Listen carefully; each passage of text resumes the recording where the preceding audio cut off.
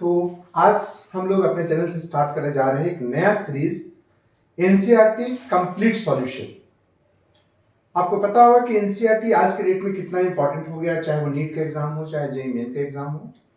हर exam में, NEET में या जेईई में एनसीईआरटी का जो रोल है उसको हम लोग छोड़ नहीं सकते, उसको हम लोग स्किप नहीं कर सकते।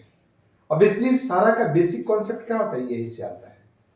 तो हमारा प्रयास रहेगा कि हम लोग एनसीईआरटी के सॉल्यूशंस को उसी कंसेप्ट के अकॉर्डिंगली एवरी क्वेश्चंस को, चाहे इंटेक्स्ट क्वेश्चन हो चाहे चैप्टर एंड क्वेश्चंस हो, एडिशनल क्वेश्चंस हो, सारे क्वेश्चंस को हम लोग स्टेप वाइज सॉल्यूशन देखेंगे और कोशिश करते हैं कि आपको मैक्सिमम बेनिफिट हो, इससे कंसेप्ट बिल्डअप हो, इससे आपका रीजनिंग डेवलप हो, आप कंपटीशन में बेटर कर सको। इसलिए हम लोग कोशिश में हैं और इस कोशिश में हमारा पहला तो आज हम स्टार्ट करेंगे एनसीईआरटी का लास्ट से चैप्टर चलेंगे, that means simple harmonic motion, that is oscillation and wave. हम लोग इसका सॉल्यूशन पहले कंप्लीट करते हैं, उसके बाद हीट एंड थर्मो करेंगे। फिर दैट इज हर बार क्या होता है कि बच्चे जब देखना शुरू करते हैं तो स्टार्टिंग से देख लेते हैं, बट लास्ट से नहीं देख पाते हैं, लास्ट से वो इंटरेस्ट नहीं रह पाता है। सो हम लोग स्टार्ट करें 11th के सेकेंड लास्ट टॉपिक से, simple harmonic motion and oscillation. देखते हैं आगे। तो देखो, जैसा कि पहला क्वेश्चन है, चूंकि हमारा टॉपिक है oscillation and simple harmonic motion, that is periodic motion. तो एनसीईआरटी क्या करता है, पहले जोड़ता है आपको, डेली लाइफ से इसको कनेक्ट करता है। तो कैसे कनेक्ट किया, देखो क्वेश्चन में आता है, on an average a human heart is found to beat 75 times in a minute. Means एक मिनट में हार्ट कितने बार बीट करता है, 75 times. Calculate its frequency and time period. अब आपको याद होगा कि what is the definition of frequency and time period. तो frequency, number of vibration, number of oscillations, number of beating per unit time. तो यहां तो पर मिनट दिया ही हुआ है, दिया हुआ है ना। तो यहां पे जब फ्रीक्वेंसी की हम लोग बात करेंगे तो यहां पे क्या हो जाएगा, सॉल्यूशन में देखेंगे कि फ्रीक्वेंसी क्या होता है, फ्रीक्वेंसी होता है number of vibration per unit time, पर यूनिट टाइम। दैट इज यहां पे लिखा हुआ है 75 वाइब्रेशन और बीट पर मिनट। तो ये भी आपका क्या हो गया, फ्रीक्वेंसी हो गया।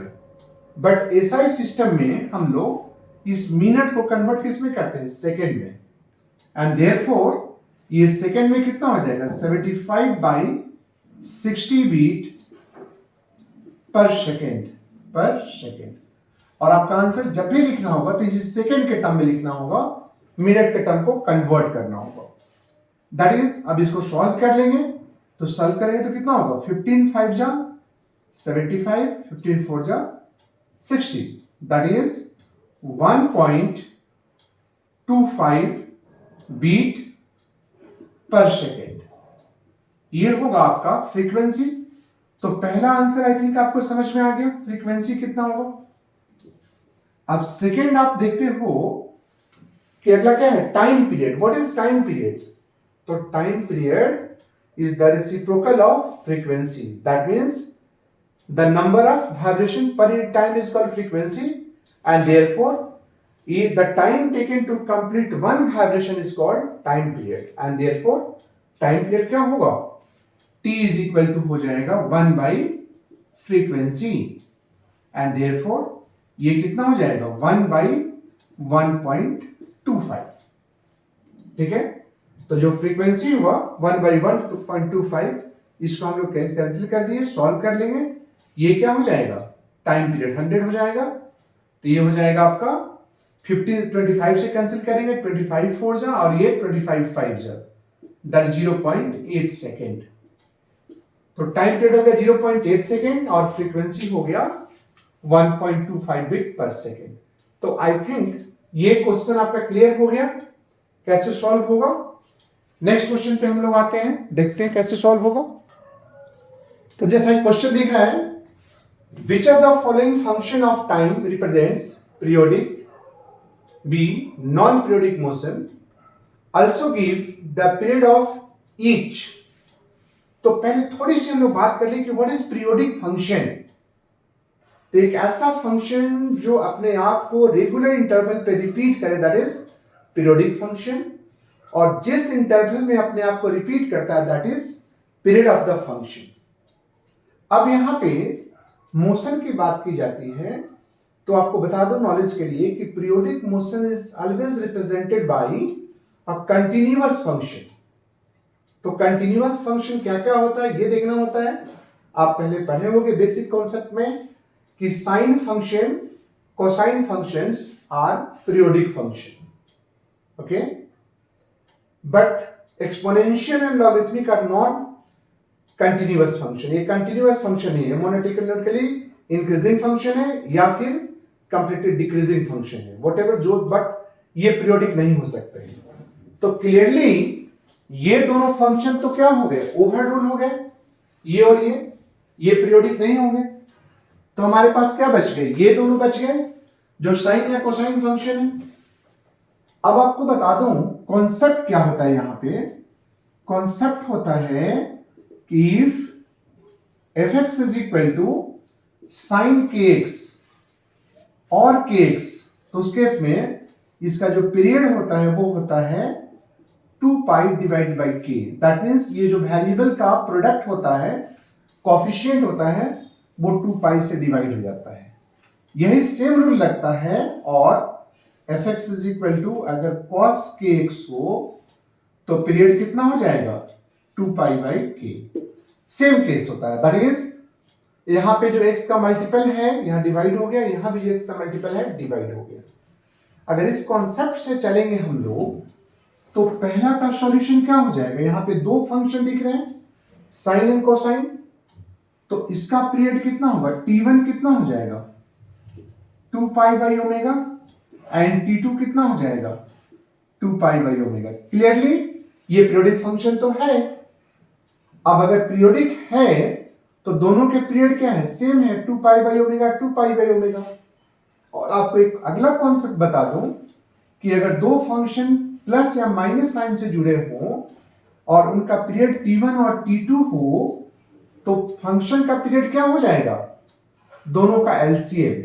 तो यहां पे t1 और t2 का एलसीएम कितना हो जाएगा, 2 pi by omega, and therefore period of function कितना हो गया, 2 पाई बाई ओमेगा।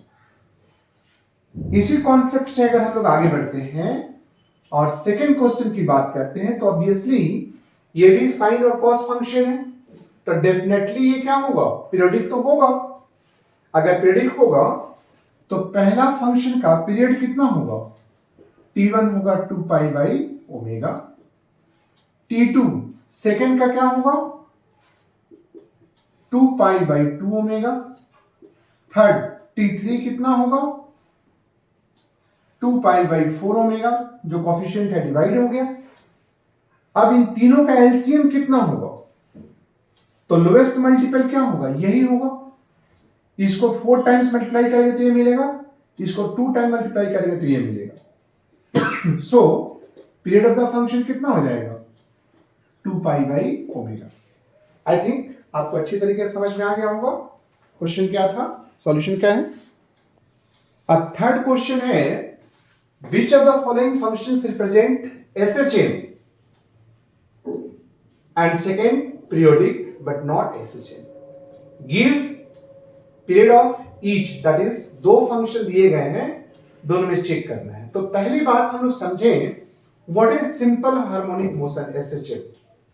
SHM क्या होता है, तो एक ऐसा फंक्शन, आपको याद होगा, एक ऐसा मोशन जिसमें एक्सेलरेशन हमेशा मीन पोजीशन की तरफ होता है, वो SHM कहलाता है। उसका कंडीशन क्या होता है कि acceleration should be equal to negative of displacement और negative of proportional to displacement, वो तो हम लोग देखेंगे। सेकेंड थिंग क्या होता है कि सिंपल हार्मोनिक, ऐसे थ्योरेटिकली कैसे समझोगे कि सिंपल हार्मोनिक मतलब फ्रीक्वेंसी, तो एक टाइप के फ्रीक्वेंसी वाले मोशन अगर ऐड होते हैं, सब्ट्रैक्ट होते हैं, वो साइन फंक्शन या कोसाइन फंक्शन होंगे, तो डेफिनेटली किसको रिप्रेजेंट करेंगे? सिंपल हार्मोनिक मोशन को। दैट इज, इसको रिडक्शन फार्मूला से हम लोग रिड्यूस करके एक या तो कॉस फार्मूला में या साइन फार्मूला में ला सकते हैं, या एलसीएम लेकर के टाइम पीरियड निकाल सकते हैं, या डिफरेंशिएट करके इसको चेक कर सकते हैं एसएचएम है कि नहीं है। ठीक है, तो ये मेथड होता है चेक करने का कि कोई पार्ट जो मोशन है वो एसएचएम कर रहा है, सिंपल हार्मोनिक मोशन है कि नहीं, प्लस उसमें फ्रीक्वेंसी कितना है। अगर सिंगल फ्रीक्वेंसी का फंक्शन है तो एसएचएम होगा। अब इसकी बात करते हैं sign omega t minus cos omega T.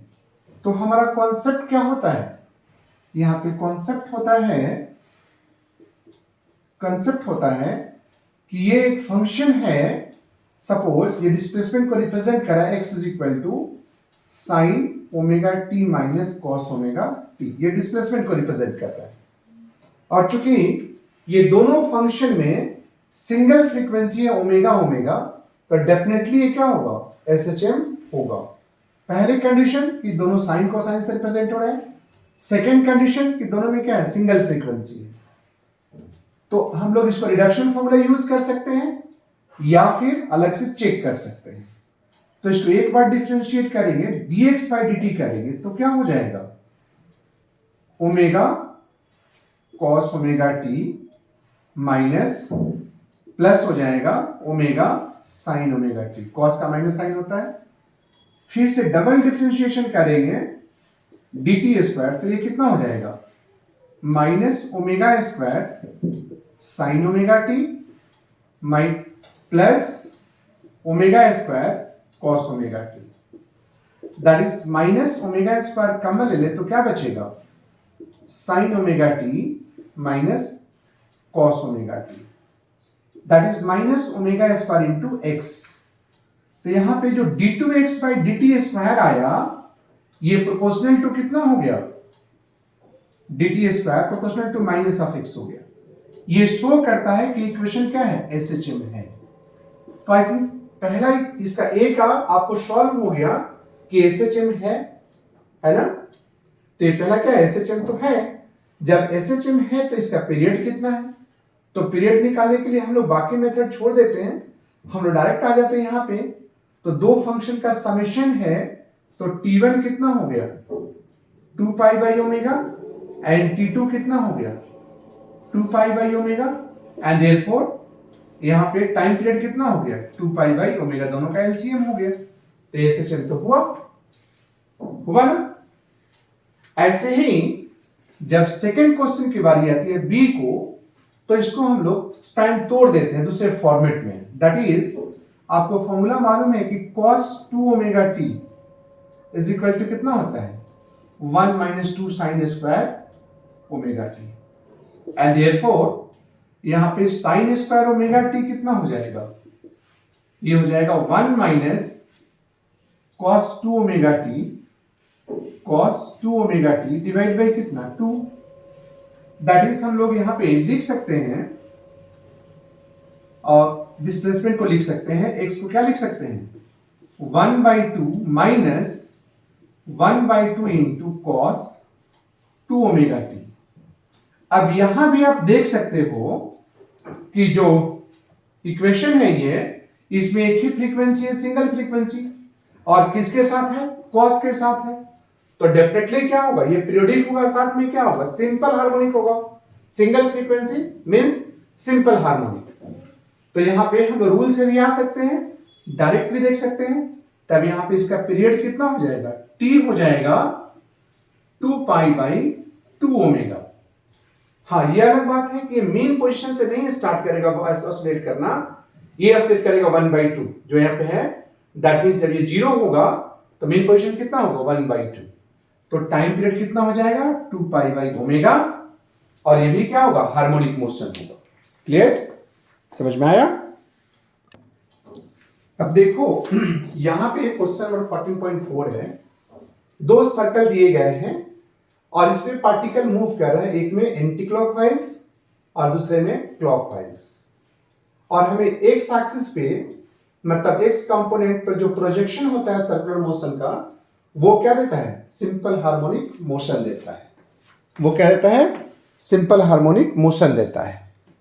ठीक है, तो ये सिंपल हार्मोनिक मोशन जब देगा इसका प्रोजेक्शन, तो हम लोग देखेंगे कि कैसे। यहां पे पीटी इज इक्वल टू 0 दिया गया, देखो, और यहां पे एम्पलीट्यूड कितना है? ए। एम्पलीट्यूड कितना है? ए। तो एक बात में यहां पे फंक्शन लोग कॉन्सेप्ट देख लें कि कॉन्सेप्ट क्या हो गया। यहां पे कॉन्सेप्ट हो गया कि ये सर्कुलर पाथ है, एक्स एक्सिस है, ये वाई एक्सिस है, पार्टिकल मूव ऐसे कर रहा है, t इज इक्वल टू 0 पे यहां है, ये एंगल बना रहा है 5।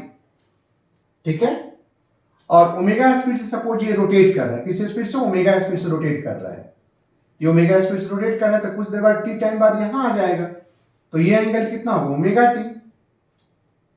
और ये जो रेडियस होगा, ये रेडियस a है, तो ये टोटल एंगल कितना हो गया? ये एंगल कितना हो गया? Omega t plus 5। और तब यहां पे हम लोग यूज करें, इस ट्रायंगल में यूज करें ट्रायंगल ओ पी क्यू, तो sine omega T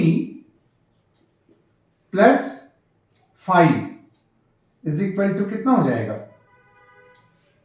sign omega T use करेंगे तो वाई एक्सिस आएगा, और कॉस यूज करेंगे तो क्या आएगा? साइन है एक्स आएगा। तो कॉस ओमेगा टी प्लस 5 कितना होगा? ओ क्यू, मीन्स ये क्या हो गया? एक्स। तो x डिवाइडेड बाय कितना हो जाएगा? a, and therefore x is equal to कितना हो गया? a cos omega t plus 5। अब इस क्वेश्चन में फर्स्ट पार्ट में फाई का वैल्यू कितना है? 45 degree, that is pi by 4, और t कितना है? 4। तो ओमेगा कितना होता है? Formula 2 pi by T. तो 2 पाई बाई टी मतलब 2 पाई बाई टी कितना हुआ? 4 हो गया। दैट इज कितना हुआ? ये पाई बाई 2, एंड फाई कितना दिया गया है? 45 डिग्री, दैट इज कितना? Pi by 4, and therefore equation कितना होगा? x is equal to a cos pi by 2 t plus कितना? Pi by 4। ये हो गया एक्सप्रेशन हमारा, हुआ ना? ऐसे मूव कर रहा है। क्लियर? अब सेकेंड इक्वेशन में देखते हैं। यहां पे सपोज यहां से स्टार्ट किया मोशन, और कुछ देर बाद यहां चला है, चूंकि मोशन इधर आ रहा है। एंगुलर स्पीड ओमेगा डैश है, तो एंगल कितना होगा? ओमेगा डैश इंटू टी होगा ना? यहां से एक परपेंडिकुलर डाल देंगे, ये ओमेगा डैश टी, तो ये कितना हो जाएगा? Omega dash t. O P Q, हमें एक्स कोऑर्डिनेट चाहिए, देयरफॉर यहां पे हम लोग क्या यूज करेंगे? यहां पे यूज करेंगे sine omega dash into t is equal to कितना हो जाएगा? परपेंडिकुलर मतलब ओ क्यू, तो ओ क्यू कितना हो गया? एक्स बाई हाइपोटेनस, ये कितना है? प्लस कितना है? B, but and therefore X is equal to कितना हो जाएगा? B into sine omega dash into T. अब इसका ओमेगा डैश कैसे कैलकुलेट करेंगे? t is equal to 30 second है, so omega dash is equal to कितना हो जाएगा? 2 पाई बाई 30, दैट इज कितना? Pi by 50, and therefore equation कितना हो जाएगा? b into sine pi by 15 into T. तो आई थिंक आप बहुत इजीली समझ सकते हो कि कैसे निकालना है। जब एक्स कोऑर्डिनेट निकालना है, एक्स एक्सिस पे निकालना है, तो ये मेथड यूज करते हैं। और यही दो तरह का क्वेश्चन बनता है, या तो क्लॉकवाइज या फिर एंटी क्लॉकवाइज। ये क्लॉकवाइज है और ये एंटी क्लॉकवाइज है। दोनों केस में आप देख सकते हो, जब एंटी क्लॉकवाइज मोशन आया तो क्या आ गया हम लोगों का? यहां पे हम लोग का कॉस फंक्शन आया, और क्लॉकवाइज आया तो क्या आ गया? साइन फंक्शन आ गया। ये ध्यान रखोगे, सॉल्व हो जाएगा। ठीक है, अब हम नेक्स्ट क्वेश्चन पे आते हैं। नेक्स्ट क्वेश्चन है the equation of SH in SI system, that is सब क्या हो? एसआई सिस्टम इसका यूनिट होगा, इट मींस डिस्प्लेसमेंट का यूनिट मीटर होगा, ओमेगा का यूनिट पर सेकेंड होगा। तो obviously x is equal to 5 cos 2 pi t plus pi by 4 है, तो हमें t is equal to 1.5 second पे, ये भी ऐसा ही सिस्टम नहीं होगा, calculate displacement, speed and acceleration. तो आपको याद होगा जनरल फॉर्मूला क्या होता है, कॉन्सेप्ट क्या है यहां पे, कॉन्सेप्ट है कि if x is equal to a sin omega t plus five है, तो देयरफॉर v इक्वल टू कितना हो जाएगा, a ओमेगा, यहां पे एक्चुअली cos है तो ये cos लिखेंगे, तो यहां कितना होगा a ओमेगा माइनस साइन के साथ sine omega t plus five, इसको डिफरेंशिएट करिए अब, and acceleration is equal to कितना होता है minus omega square into x, x निकाल के ओमेगा स्क्वायर से मल्टीप्लाई कर देते हैं। अब जो गिवन डेटा है वो क्या है, गिवन डेटा क्या है, x is equal to 5 cos 2 pi t plus pi by 4, तो यहां पे ओमेगा कितना है 2 पाई, ये ओमेगा होता है तो ओमेगा हो गया। अब पहला निकालते हैं डिस्प्लेसमेंट, तो x कितना हो जाएगा a का वैल्यू कितना 5 cos ओमेगा कितना होगा 2 pi into 1.5 plus pi by 4, तो 1.5 इंटू 2 कितना होगा 3 पाई, तो 3 पाई प्लस पाई बाई 4। अब ट्रिग्नोमेट्री का फॉर्मूला होता है cos pi plus n pi plus theta, cos n pi plus theta, तो ये क्या हो जाता है cos थीटा होता है, साथ में क्या होता है चूंकि ऑड मल्टीपल है 3 पाई के बाद 4 पाई में cos क्या होता है पॉजिटिव होता है, तो ये हो जाएगा 5 cos पाई बाई 4, क्या हो जाएगा 5 cos पाई बाई 4, ठीक। और तब ये कितना हो जाएगा भाई cos पाई बाई 4 कितना होता है 1 बाई रूट 2, तो डिस्प्लेसमेंट कितना हो गया 5 बाई रूट 2। एक मिनट, ये चीज देखेंगे हम लोग कि cos ये जो 3 पाई होता है, तो 3 पाई मतलब कौन क्वाड्रेंट हो गया, 3 पाई क्वाड्रेंट कौन सा हो गया, एक बार में 2 पाई, फिर ये हुआ 3 पाई, नेक्स्ट इसमें आएगा थर्ड क्वाड्रेंट में cos क्या होता है नेगेटिव होता है, तो ये माइनस साइन लग जाएगा, माइनस हो जाएगा, तो ये कितना हो गया माइनस 5 बाई रूट 2 मीटर, ठीक है, तो x निकल गया। अब आते हैं v के लिए, तो v इक्वल टू कितना हो जाएगा माइनस ए ओमेगा, तो माइनस ए का वैल्यू कितना है 5, ओमेगा का वैल्यू कितना है 2 पाई, और इंटू साइन फिर से वही हो जाएगा 3 pi plus pi by 4। Again third quadrant में साइन क्या होता है, थर्ड क्वाड्रेंट जो 3 पाई यहां तक आया उसके बाद यहां आ जाएगा, फिर से नेगेटिव होता है, तो नेगेटिव इंटू नेगेटिव क्या होगा पॉजिटिव, दैट इज कितना होगा 10 pi into 1 by root 2, sine pi by 4 हो जाएगा minus sine pi by 4, that is कितना 1 बाई रूट 2 हो गया, तो ये हो गया 10 पाई बाई रूट 2 मीटर पर सेकेंड स्पीड हो गया। थर्ड आते हैं एक्सेलरेशन में, तो एक्सेलरेशन के लिए क्या हो जाएगा, third a is equal to कितना होता है minus omega square into x, तो ओमेगा का वैल्यू कितना है 2 पाई, तो 2 पाई स्क्वायर और इंटू एक्स कितना आया है माइनस साइन तो रहेगा ही, इंटू एक्स स्क्वायर, एक्स कितना आया है 5 बाई रूट 2, माइनस का स्क्वायर करेंगे तो प्लस हो जाएगा, तो 5 बाई रूट 2 का the whole square, that is 20, sorry square नहीं यहाँ पे 5 बाई रूट 2, दैट इज कितना हो जाएगा minus 4 pi square into 5 by कितना रूट 2 मीटर पर सेकेंड स्क्वायर। ये क्या हो गया एक्सेलरेशन हुआ, ये स्पीड हो गया और ये डिस्प्लेसमेंट हो गया। आई थिंक आप लोग समझ गए होंगे। तो आज के लिए हम लोग यही 5 क्वेश्चंस आज देखते हैं, फिर नेक्स्ट वीडियो में आगे क्वेश्चन मैं डालूंगा, ठीक है, ओके।